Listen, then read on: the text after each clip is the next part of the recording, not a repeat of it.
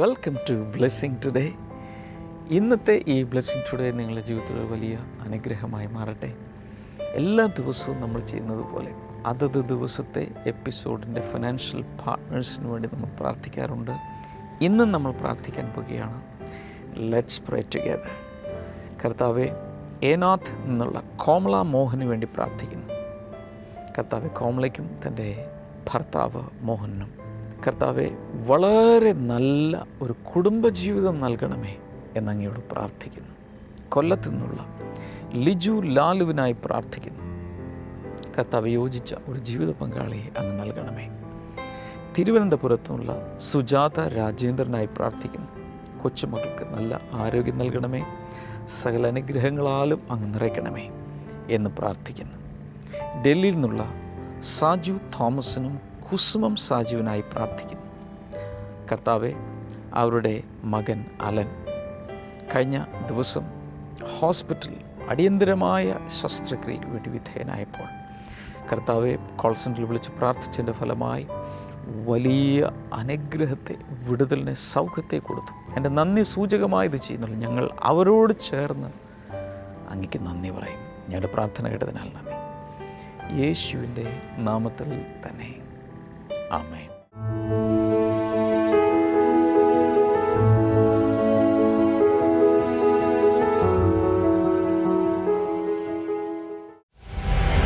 Blessing today ലോകമെമ്പാടുമുള്ള പ്രേക്ഷകർക്കായി ഒരുക്കുന്നു ഹോളി സ്പിരിറ്റ് സിനഡ്.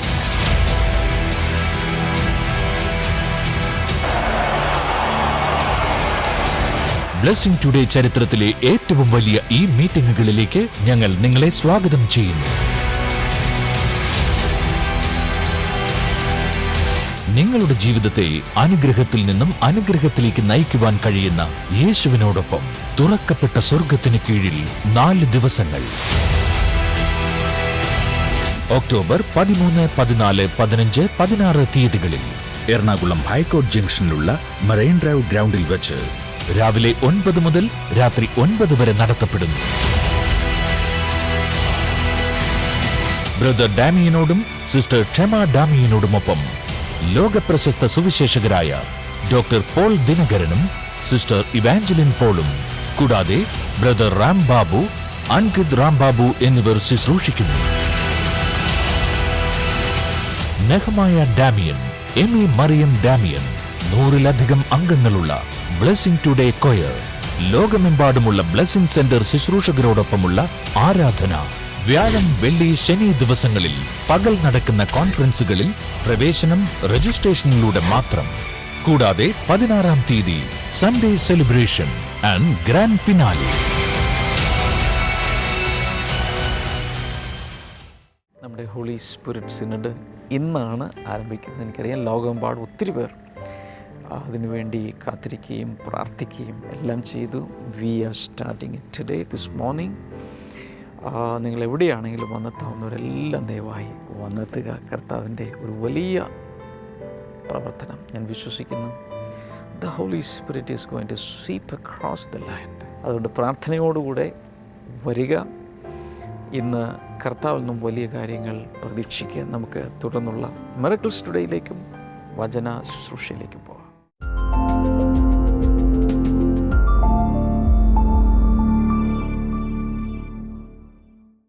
സിസ്റ്ററിൻ്റെ പേര് മെർലിൻ എന്നാണ്. ഇവർക്ക് ഒത്തിരി സാമ്പത്തികമായ ബാധ്യതകൾ ഉണ്ടായിരുന്നു, കടബാധ്യത ഉണ്ടായിരുന്നു. എന്നാൽ അതിനുവേണ്ടി പ്രാർത്ഥിച്ചുകൊണ്ടിരുന്നു. എന്നാൽ ഇവരുടെ വസ്തു വിൽക്കുവാൻ കർത്താവ് സഹായിച്ചു. അങ്ങനെ വസ്തു വിറ്റ് അതിനുശേഷം ഒരു 10-25 ലക്ഷം രൂപയ്ക്കാണ് ഇവരുടെ പ്രോപ്പർട്ടി വിറ്റത്. വിറ്റ് കഴിഞ്ഞപ്പോൾ ഇവരുടെ പ്രോപ്പർട്ടി നേരത്തെ തന്നെ വേറൊരു ലോണിന് വേണ്ടി, ഒരു വാഹനം മേടിക്കുന്ന ലോണിന് വേണ്ടി ബാങ്കിൽ ഇവരുടെ ആധാരം വെച്ചിരിക്കുകയായിരുന്നു. അപ്പം ഇവർ ബാങ്കിൽ ചെന്ന് ഇവർ വസ്തുവിൻ്റെ വിൽപ്പന കഴിഞ്ഞപ്പോൾ ആ പണമൊക്കെ ആയിട്ട് ആധാരം എടുക്കുന്നതിന് വേണ്ടി ഒരു ബാങ്കിൽ ചെന്നപ്പോൾ ഇവർ തിരിച്ചറിഞ്ഞു ബാങ്കിൽ നിന്ന് ഇവരുടെ ആധാരം നഷ്ടപ്പെട്ടു പോയിരുന്നു. ബാങ്കിൽ നിന്ന് ഡോക്യുമെന്റ് കാണാതെ പോയി എന്ന് പറഞ്ഞു. ബാങ്കുകാരുടെ കയ്യിലില്ല, അവരുടെ കയ്യിലില്ല എന്ന് പറഞ്ഞു. My God. ബാങ്കുകാരുടെയും നഷ്ടപ്പെട്ടു. ഏകദേശം ഇവർ പറയുന്നത് ഒരു 6 മാസത്തോളം ഇവർ ഈ ആധാരത്തിൻ്റെ പിറകെ ഇവർ കയറി ഇറങ്ങി നടന്നു. നമ്മുടെ പ്രെയർ കോൾ സെൻ്ററിലൊക്കെ വിളിച്ച് ഇവർ പ്രാർത്ഥിച്ചു. എന്നിട്ടൊരു കാര്യമുണ്ടായിരുന്നു. എന്നാൽ ഇവർ അവസാനം കേസ് ഫയൽ ചെയ്യാൻ വേണ്ടി ഇവർ തീരുമാനിച്ചു. അങ്ങനെ ഇരിക്കുമ്പോഴാണ് കഴിഞ്ഞ മാസം ഒരു വെള്ളിയാഴ്ച ദിവസം ബ്ലെസ്സിംഗ് ടുഡേ TV പ്രോഗ്രാം കണ്ടുകൊണ്ടിരുന്നപ്പോൾ ബ്രദർ TV-യിലൂടെ പ്രാർത്ഥനാ സമയത്ത് പ്രകാരം പറഞ്ഞു എന്നാണ് പറയുന്നത്, ആധാരം നഷ്ടപ്പെട്ട വ്യക്തികൾക്ക് യേശു കർത്താവ് ആധാരം തിരികെ നൽകുന്നു എന്ന് പറഞ്ഞു. ഇന്ന് അവരത് വിശ്വാസത്തോടു കൂടി ഏറ്റെടുത്ത് പ്രാർത്ഥിച്ചു.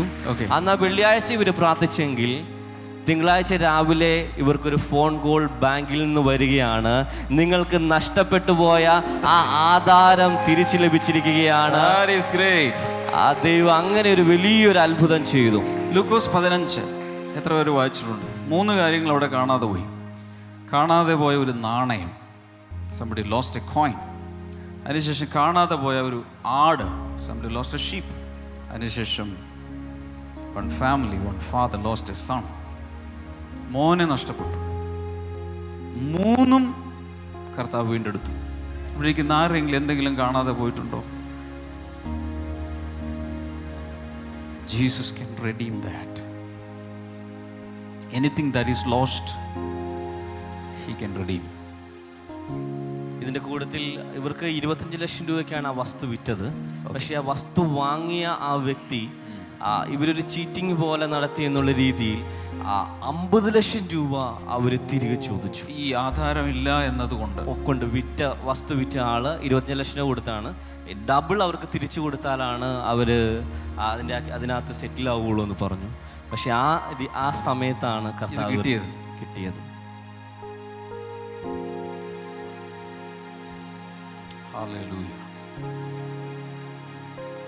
പക്ഷെ എനിക്ക് കർത്താവ് ശക്തമായ എൻ്റെ ഉള്ളിൽ പറയുന്നത്, കാണാതെ പോയി എന്തെങ്കിലും അതിനുവേണ്ടി പ്രാർത്ഥിക്കുന്നവരെന്ന് കൈയുയർത്തി കാണിക്കാമോ?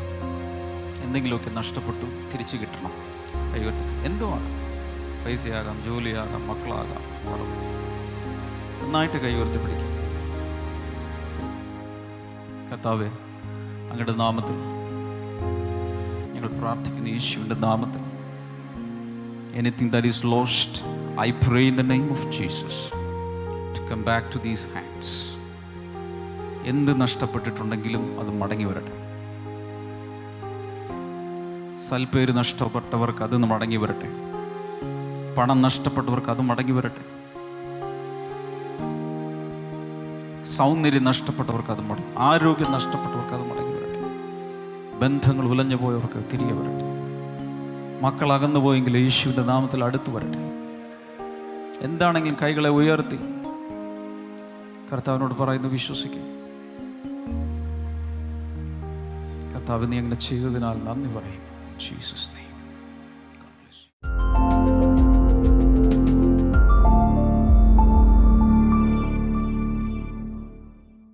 Today I'm going to talk about glorious transfiguration. ഇന്ന് ഞാൻ നിങ്ങളോട് പറയാൻ പോകുന്നത് മഹത്വകരമായ രൂപാന്തരത്തെ പറ്റിയാണ്. This is about Jesus. യേശുവിനെ പറ്റിയുള്ള കാര്യമാണ്. Let's read Matthew chapter 17 and verse number 2. അത് മത്തായി എഴുതിയ സുവിശേഷം 17-ാം അധ്യായം അതിന്റെ 2-ാമത്തെ വാക്യം. There he was transfigured before them. His face shone like the sun, and his clothes became as white as the light. അവിടെ അദ്ദേഹം മുഖം സൂര്യനെ പോലെ ശോഭിച്ചു, വസ്ത്രം വെളിച്ചം പോലെ വെണ്മയായി തീർന്നു. If you read the rest of the verses in that context, you will understand that Jesus took 3 of his disciples along with him to a mountain top, and there they were praying. Suddenly he transfigured. അവിടെ ആ വാക്യങ്ങളൊക്കെ വായിക്കുകയാണെങ്കിൽ നമുക്കറിയാം, യേശു കർത്താവ് തൻ്റെ 3 ശിഷ്യന്മാരുമായി മറുരൂപ മലയിലേക്ക് അവിടെ ചെന്ന് പ്രാർത്ഥിക്കുകയും അദ്ദേഹം രൂപാന്തരം സംഭവിക്കുന്നതും നമുക്ക് അവിടെ കാണുവാൻ കഴിയുന്നതാണ്. When Jesus was born, he was a small boy. യേശു കർത്താവ് ജനിച്ചപ്പോൾ അദ്ദേഹം സാധാരണ ഒരു ബാലനായിരുന്നു. So many people who saw the little baby thought that it was an ordinary baby. ആ ബാലനെ കണ്ട എല്ലാവരും ചിന്തിച്ചിരുന്നൊരു കാര്യം, അവനൊരു സാധാരണ ഒരു പയ്യൻ, സാധാരണ ഒരു ആൺകുട്ടി എന്നുള്ള രീതിയിൽ തന്നെയായിരുന്നു. Some people recognized God in that baby. എന്നാൽ ചില ആളുകൾ ആ ബാലകന്റെ ഉള്ളിലുള്ള ദൈവത്തെ പലരും മനസ്സിലാക്കിയിരുന്നു. For example, the Magi from the east, the wise men from the east, they had a revelation in their heart that King of the Jews had been born and he traveled a lot of miles to just to see him. എന്നാൽ അത് മനസ്സിലാക്കിയ ചില വ്യക്തികളിൽ ചിലർ പ്രകാരമായിരുന്നു, കിഴക്ക് നിന്ന് വന്ന വിദ്വാൻമാർ. അവർ യഹൂദന്മാരുടെ രാജാവ് പിറന്നു എന്നുള്ള ആ നക്ഷത്രം കണ്ട് അവർ യഹൂദന്മാരുടെ രാജാവിനെ തിരക്കി അവർ വരികയാണ്. In the same way, there was an aged person called Simeon in the temple. He recognized as soon as he saw the baby. അതുപോലെ തന്നെ സിനഗോഗിൽ അന്നുണ്ടായിരുന്ന ദേവാലയത്തിൽ അവിടെ ഉണ്ടായിരുന്ന ഒരു പ്രായമുള്ള ഒരു ശിമയോൻ എന്ന് പറയുന്ന വ്യക്തി യേശുവിനെ കണ്ട മാത്രയിൽ തന്നെ ദൈവപുത്രൻ എന്ന് അദ്ദേഹം വളരെ പെട്ടെന്ന് തിരിച്ചറിയുകയാണ്. So he was like an ordinary Jewish baby, but he was God. അവൻ സാധാരണ ഒരു യഹൂദ ബാലനെ പോലെ ആയിരുന്നെങ്കിലും അവൻ ദൈവമായിരുന്നു. Only a few people recognized him in the beginning. ആ തുടക്ക സമയത്ത് ചില ആളുകൾ മാത്രമേ യേശുവിനെ ദൈവം എന്നുള്ള രീതിയിൽ മനസ്സിലാക്കിയിരുന്നു. Jesus started performing miracles only when he was 30 years of age. യേശു കർത്താവ് അത്ഭുതങ്ങൾ ചെയ്തു തുടങ്ങുന്നത് അദ്ദേഹം 30 വയസ്സ് അദ്ദേഹത്തിന് പൂർത്തിയായതിനു ശേഷമാണ്. Before that he never did any miracle. അതിനു മുൻപ് അദ്ദേഹം ഒരു അത്ഭുതവും തൻ്റെ ജീവിതത്തിൽ ചെയ്തിട്ടില്ല. And seeing the miracles, many people believed in him, the Bible says. Bible പറയുന്നു അദ്ദേഹം ചെയ്ത അത്ഭുതങ്ങൾ കണ്ടത് നിമിത്തം അനേകർ അവനിൽ വിശ്വസിക്കുകയാണ്. So whether you see the miracle or not, if you have the revelation in your heart, you can believe in Jesus Christ. നിങ്ങളുടെ ജീവിതത്തിൽ അത്ഭുതങ്ങൾ കണ്ടാലുമില്ലെങ്കിലും യേശു ദൈവമാണെന്നുള്ള ആ വെളിപ്പാട് നിങ്ങൾക്ക് ലഭിക്കുകയാണെങ്കിൽ യേശുവിൽ നിങ്ങൾക്ക് വിശ്വസിക്കുവാൻ കഴിയുന്നതാണ്. One thing is sure, everyone sitting here, you have a special call from God, and that's why you are present here. ഇവിടെ ഇരിക്കുന്ന എല്ലാവരോടും ഞാനൊരു കാര്യം പറയട്ടെ, ദൈവത്തിൽ നിന്നൊരു പ്രത്യേക വിളി നിങ്ങൾക്ക് ലഭിച്ചിട്ടാണ് നിങ്ങളിൽ ഓരോരുത്തരും ഇന്ന് ഈ ബ്ലെസ്സിംഗ് ഫെസ്റ്റിവലിൽ ഇവിടെ വന്നിരിക്കുന്നത്. Otherwise you wouldn't come here. അങ്ങനെ അല്ലെങ്കിൽ നിങ്ങൾ ഇവിടെ ഒരിക്കലും എത്തിച്ചേരുകയില്ലായിരുന്നു. Bible says unless the Father attracts a person, he cannot come to Jesus. Bible പറയുന്ന പിതാവ് ആകർഷിക്കാതെ ഒരിക്കലും ഒരു വ്യക്തിക്കും യേശുവിന്റെ അടുക്കൽ എത്തുവാൻ കഴിയുകയില്ല. So the good news is that all of you sitting here, you are attracted by the Heavenly Father, you are handpicked by the Heavenly Father. That's why you are sitting here. ഇവിടെ ഇരിക്കുന്ന എല്ലാവരോടുള്ള സന്തോഷത്തിന്റെ വാർത്ത പറയട്ടെ, നിങ്ങൾ എല്ലാവരും തന്നെ സ്വർഗത്തിലെ പിതാവിനാൽ തിരഞ്ഞെടുക്കപ്പെട്ടവരും തൻ്റെ കൈവിരലുകളാൽ തിരഞ്ഞെടുത്ത് പിടിച്ചിവിടെ കൊണ്ടുവന്ന് ആക്കി വെച്ചിരിക്കുന്നവരുമാണ്. Hallelujah. Hallelujah. The Lord a clap offering. കൈകളടിച്ചുകൊണ്ട് യേശുവിന് നന്ദി പറഞ്ഞാൽ. Can you really believe that you are selected by God? നിങ്ങൾ യേശു നിങ്ങളെ തെരഞ്ഞെടുത്തു, ദൈവം നിങ്ങളെ തെരഞ്ഞെടുത്തു എന്ന് നിങ്ങളത് വാസ്തവമായി വിശ്വസിക്കുന്നുണ്ടോ? The Bible says there is only one God. Bible പറയുന്നു ഒരേ ഒരു ദൈവം മാത്രമേ ഉള്ളൂ. And there is only one Savior. ഒരേ ഒരു രക്ഷകൻ മാത്രമേ There is ഉള്ളൂ. only one Lord. ഒരേ ഒരു കർത്താവ് മാത്രമേ ഉള്ളൂ. For all of us, whatever our background is, we have only one common God, one common Father. നമ്മുടെ ചുറ്റുപാടുകൾ, നമ്മുടെ പശ്ചാത്തലം എന്താണെങ്കിൽ തന്നെ നമുക്ക് ഒരേ ഒരു ദൈവം മാത്രമേ ഉള്ളൂ, ഒരേ ഒരു കർത്താവ് മാത്രമേ ഉള്ളൂ. Can you say amen to that? എത്ര പേർ കൈ ഉയർത്തി അതിന് ഹല്ലേലൂയ പറയും? So because we have only one God, all of us sitting here, we are brothers and sisters. നമ്മൾക്ക് പൊതുവായി നമുക്ക് എല്ലാവർക്കും ചേർന്ന് ഒരു ദൈവം മാത്രമുള്ളത് കൊണ്ട് നമ്മളെല്ലാവരും സഹോദരി സഹോദരന്മാരാണ്. All of us are children of the same Father. We are all brothers and sisters. നമ്മുടെ എല്ലാവരുടെയും ദൈവം സ്വർഗീയ പിതാവായിരിക്കുന്നത് കൊണ്ടും നമ്മൾ അവൻ്റെ മക്കളായിരിക്കുന്നത് കൊണ്ടും നമ്മൾ ഓരോരുത്തരും സഹോദരി സഹോദരന്മാരാണ്. So when Jesus came into this world, he came to reveal the invisible God. യേശു കർത്താവ് ഈ ലോകത്തിലേക്ക് വന്നപ്പോൾ താൻ വന്നത് അദൃശ്യനായ ദൈവത്തെ മനുഷ്യന് കാണിച്ചു കൊടുക്കുന്നതിന് വേണ്ടിയാണ്. I always say like this, Jesus is the visible form of the invisible God. ഞാൻ സാധാരണയായി പറയാറുണ്ട്, യേശു കർത്താവ് എന്ന് പറയുന്നത് അദൃശ്യനായ ദൈവത്തിൻ്റെ കാണപ്പെടുന്ന രീതിയിലുള്ള രൂപമാണ് യേശു. Say it again. യേശു എന്ന് പറയുന്നത് അദൃശ്യനായ ദൈവത്തിൻ്റെ കാണപ്പെടുന്ന രൂപം അല്ലെങ്കിൽ അദൃശ്യനായ ദൈവത്തെ വെളിപ്പെടുത്തിയിരിക്കുന്നതാണ് യേശു. So Jesus came into this world to reveal God who is invisible. യേശു കർത്താവ് ഈ ലോകത്തിലേക്ക് വന്നത് അദൃശ്യനായ ദൈവത്തെ നമുക്ക് വെളിപ്പെടുത്തി തരുന്നതിന് വേണ്ടിയാണ്. In the beginning, many people could not recognize him. ആരംഭകാലത്ത് ഒത്തിരി ആളുകൾക്കും യേശുവിനെ വിശ്വസിക്കുവാൻ കഴിഞ്ഞില്ല. He started doing a lot of miracles. അതിനുശേഷം യേശു കർത്താവ് ഒത്തിരി അത്ഭുതങ്ങൾ ചെയ്യുവാൻ തുടങ്ങി. Many people believed in him. ഒത്തിരി ആളുകളും തന്നെ വിശ്വസിക്കുവാൻ തുടങ്ങി. One day he took all his disciples and started walking to a mountain. ഒരു ദിവസം തൻ്റെ ശിഷ്യന്മാർ എല്ലാവരും കൊണ്ട് അദ്ദേഹം ഒരു മലയിലേക്ക് പോവുകയാണ്. And there 9 of the disciples were left at the foothill, and only 3 were taken with him to the mountain top. അതിൽ 9 പേരെയും ആ മലയുടെ അടിവാരത്ത് താൻ ആക്കി വെച്ചതിന് ശേഷം 3 പേരുമായിട്ട് അദ്ദേഹം ആ മലയുടെ അതിൻ്റെ ഉയരത്തിലേക്ക് കയറി പോവുകയാണ്. Which are the 3 disciples he took with him? ആരൊക്കെയാണ് ആ 3 ശിഷ്യന്മാർ യേശു കർത്താവ് വന്നു കൊണ്ടുപോയത്? Tell me. നിങ്ങളത് There are പറയാമോ? 12 disciples, but only 3 were taken to the mountain top. ആ 12 ശിഷ്യന്മാരുണ്ടായിരുന്നു, എന്നാൽ 3 പേര് മാത്രമാണ് അന്ന് തന്നോടൊപ്പം ആ പർവ്വതത്തിലേക്ക് 3 കയറിയത്. disciples were Peter, James and John. ആ 3 ശിഷ്യന്മാരെന്ന് പറഞ്ഞു പത്രോസ്, യാക്കോബ്, യോഹന്നാനായിരുന്നു. So these 3 disciples had the privilege to go with Jesus to the mountain top.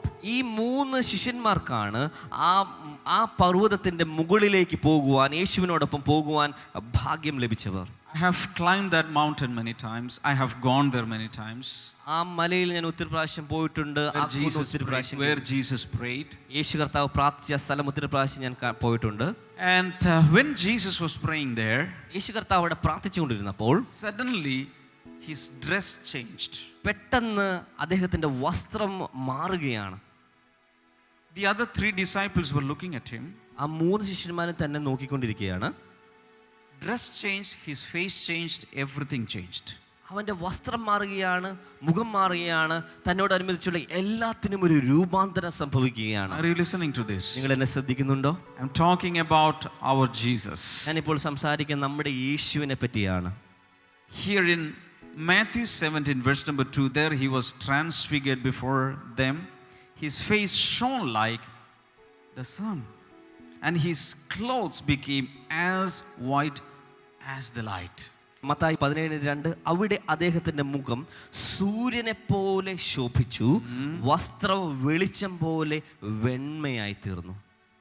So when disciples looked at his face, it was like the sun. ആ ശിഷ്യന്മാർ യേശുവിന്റെ മുഖത്തേക്ക് നോക്കിയപ്പോൾ അദ്ദേഹത്തിന്റെ മുഖം സൂര്യനെ പോലെയായിരുന്നു. It was so bright, they struggled to look at his face. അത്ര വെളിച്ചം ഒത്തിരി ഉണ്ടായിരുന്ന നിമിത്തം അദ്ദേഹത്തിന്റെ മുഖത്തേക്ക് നോക്കുവാൻ അവർ ഒത്തിരി കഷ്ടപ്പെടുകയാണ്. Not only that, his clothes became as white as the light. It was like light. അവന്റെ വസ്ത്രം വെണ്മയായി തീർന്ന നിമിത്തം ആ വെളിച്ചം പോലെ, വെളിച്ചം പോലെ തൻ്റെ വസ്ത്രം ശിഷ്യന്മാർക്ക് തോന്നുകയാണ്. All the other days, the disciples had seen him as a normal, ordinary human form. അന്നുണ്ടായിരുന്ന തൻ്റെ ശിഷ്യന്മാരെല്ലാവരും സാധാരണ എല്ലാ ദിവസവും സാധാരണ ഒരു മനുഷ്യനെ പോലെ തന്നെയാണ് തന്നെ കണ്ടിരുന്നത്. But this particular day, Jesus wanted to show his true nature to his disciples. എന്നാൽ ഈ പ്രത്യേക ദിവസം തൻ്റെ യഥാർത്ഥ സ്വഭാവത്തെ, പ്രകൃതത്തെ തൻ്റെ ശിഷ്യന്മാർക്ക് കാണിച്ചു കൊടുക്കുവാൻ വേണ്ടി യേശു കർത്താവ് ഇവിടെ തുനിയുകയാണ്. If you go back in the Bible and if you read Psalm 104, അത് നിങ്ങൾ ബൈബിളിൽ സങ്കീർത്തനം 104 നോക്കുകയാണെങ്കിൽ there is the description of God given there. അവിടെ ദൈവത്തിനെ പറ്റിയുള്ള ഒരു വിവരണം അവിടെ കൊടുക്കുന്നുണ്ട്. And it says God has clothed himself with light. അവിടെ പറയുകയാണ് ദൈവം ആ വെളിച്ചത്തെ വസ്ത്രം പോലെ ധരിച്ചിരിക്കുകയാണ്. So that is what is happening now with Jesus. ഇതാണ് യേശുവിന്റെ ജീവിതത്തിൽ ഇപ്പോൾ സംഭവിച്ചുകൊണ്ടിരിക്കുന്നത്.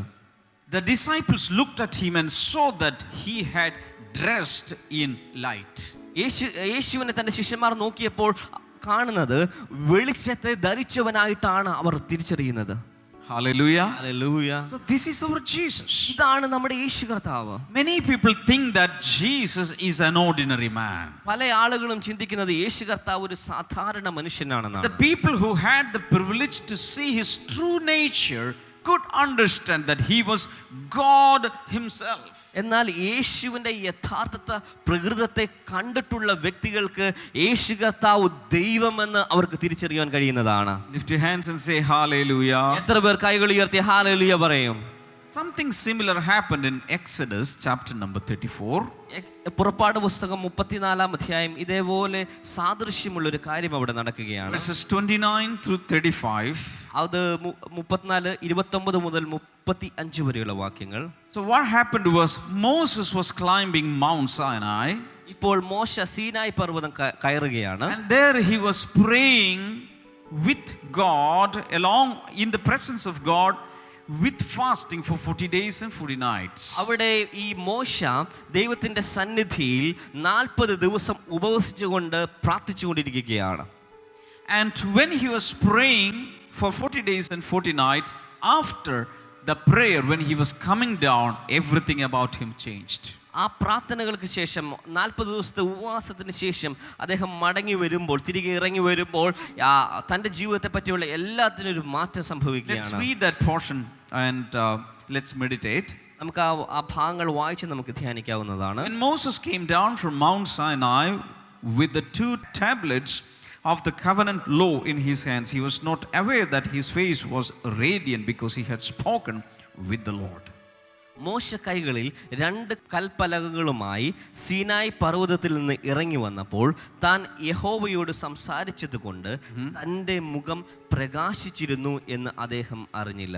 One thing we have to understand is that not only that Jesus is radiant, when we talk with the Lord, the same radiance or same brightness, the same light will pass on to our life.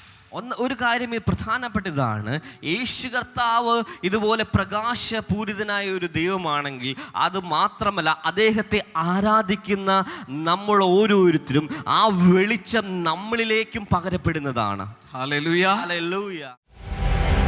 Blessing today ലോകമെമ്പാടുമുള്ള പ്രേക്ഷകർക്കായി ഒരുക്കുന്നു holy spirit synod.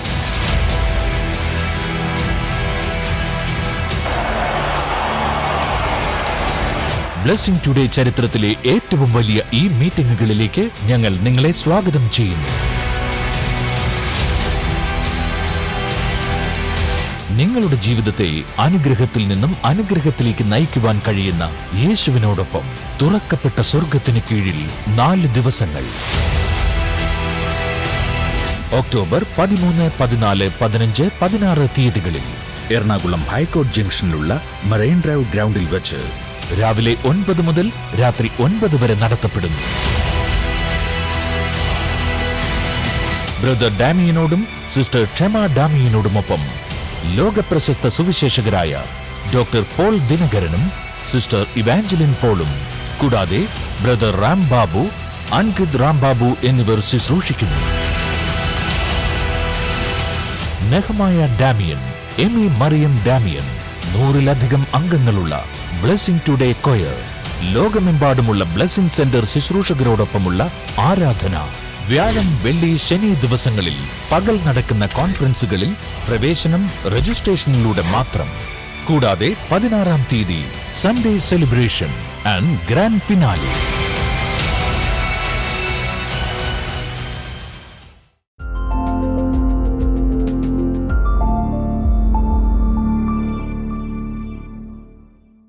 നമുക്ക് എല്ലാവർക്കും ചേർന്ന് ഈ സമയത്ത് പ്രാർത്ഥിക്കാം.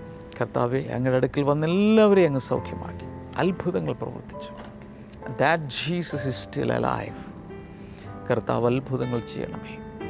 ഇന്നും കർത്താവെ, ഓരോരുത്തർക്കും വേണ്ടിയും അങ്ങ് പ്രവർത്തിക്കുന്നതിനാൽ നന്ദി പറയുന്നു. കാതിൻ്റെ അകത്ത് ഒരു വലിയ മൂളൽ ശബ്ദം കേൾക്കുകയും ചില സമയത്ത് കേൾവി നഷ്ടപ്പെടുന്നത് പോലെ, ചില സമയത്ത് എന്തൊക്കെയോ ഒലിച്ചിറങ്ങുന്ന പോലെ, അങ്ങനെയുള്ള കാതിൻ്റെ രോഗം പൂർണ്ണമായി സൗഖ്യമാകട്ടെ. അതുകൂടാതെ തലയുടെ അകത്ത് എന്തോ ഇങ്ങനെ ഇഴഞ്ഞു നടക്കുന്നത് പോലെ ഒരു feeling, in the name of Jesus അത് മാറിപ്പോട്ടെ. അശുദ്ധാത്മാക്കളുടെ എല്ലാ പ്രവർത്തനങ്ങളും മാറിപ്പോട്ടെ. ഹാർട്ട് സൗഖ്യമാകട്ടെ. കിഡ്നികൾ യേശുവിൻ്റെ നാമത്തിൽ സൗഖ്യമാകട്ടെ. കിഡ്നി സ്റ്റോണുകൾ പുറത്തേക്ക് പോട്ടെ, ഇൻ ജീസസ് നെയിം.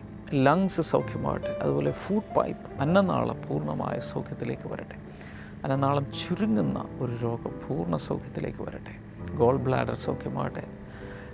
അതുപോലെ അപ്പൻഡിക്സ് യേശുവിൻ്റെ നാമത്തിൽ സൗഖ്യമാകട്ടെ. മക്കളില്ലാത്തവർക്കായി പ്രാർത്ഥിക്കുന്ന അത്ഭുതകരമായ കർത്താവ് കുഞ്ഞുങ്ങളെ കൊടുക്കണമേ എന്ന് പ്രാർത്ഥിക്കുന്നു. Thank you Lord.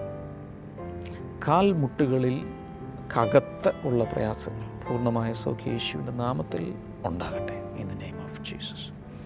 പിതാവിൻ്റെയും പുത്രൻ്റെയും പരിശുദ്ധാത്മാവിൻ്റെ നാമത്തിൽ ഓരോരുത്തരും അനുഗ്രഹിക്കുന്ന നിങ്ങളുടെ പ്രയാസം എന്താണെങ്കിലും ഈ സമയത്ത് നമുക്ക് ഒരുമിച്ച് ചേർന്ന് പ്രാർത്ഥിക്കാം.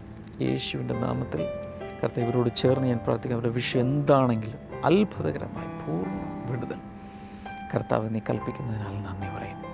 യേശുവിൻ്റെ നാമത്തിൽ തന്നെ ആമേൻ. ഇന്നത്തെ എപ്പിസോഡ് കണ്ടതിന് പ്രത്യേകിച്ച് നന്ദി പറയുന്നു. മാത്രമല്ല, ദൈവപ്രസാദം, ദ ഫേവർ ഓഫ് ഗോഡ്, ഇതിനു മുമ്പ് നമ്മൾ പ്രസിദ്ധീകരിക്കപ്പെട്ട പുസ്തകങ്ങൾ ഒക്കെ ആവശ്യമുള്ളവർക്ക് സ്ക്രീനിലെ നമ്പറിൽ വിളിക്കാം. ഇന്ന് മുതൽ നടക്കുന്ന ഹോളി സ്പിരിറ്റ് സിനഡിൽ ഇതെല്ലാം അവൈലബിൾ ആയിരിക്കും. ഈ ഹോളി സ്പിരിറ്റ് സിനഡിൽ വെച്ച് നമ്മുടെ ഏറ്റവും പുതിയ പുസ്തകം ബ്രേക്കിംഗ് ബാരിയേഴ്സ്, തടസ്സങ്ങളെ തകർക്കുക എന്നുള്ള ആ പുസ്തകം പ്രകാശനം ചെയ്യപ്പെടും. മാത്രമല്ല, ലോകം എമ്പാട് നിന്നും വരുന്ന എല്ലാവരെയും ഞാൻ ഈ ഹോളി സ്പിരിറ്റ് സിനഡിലേക്ക് സ്വാഗതം, വലിയ പ്രതീക്ഷയോടുകൂടെ, പ്രാർത്ഥനയോടുകൂടെ ഇന്ന് മുതൽ നമുക്ക് ആ മീറ്റിങ്ങിൽ ആയിരിക്കാം. കർത്താവ് ഒരു പുതിയ തലത്തിലേക്ക് നമ്മെല്ലാവരെയും കൊണ്ടുപോകും എന്ന് ഞാൻ വിശ്വസിക്കുന്നു. നിങ്ങൾ മാത്രമല്ല, നിങ്ങളുടെ ബന്ധുമിത്രാദികളോടും എല്ലാവരോടും ചേർന്ന് വരണം. പകൽ നടക്കുന്ന കോൺഫറൻസിൽ മാത്രമേ രജിസ്ട്രേഷൻ ആവശ്യമുള്ളൂ.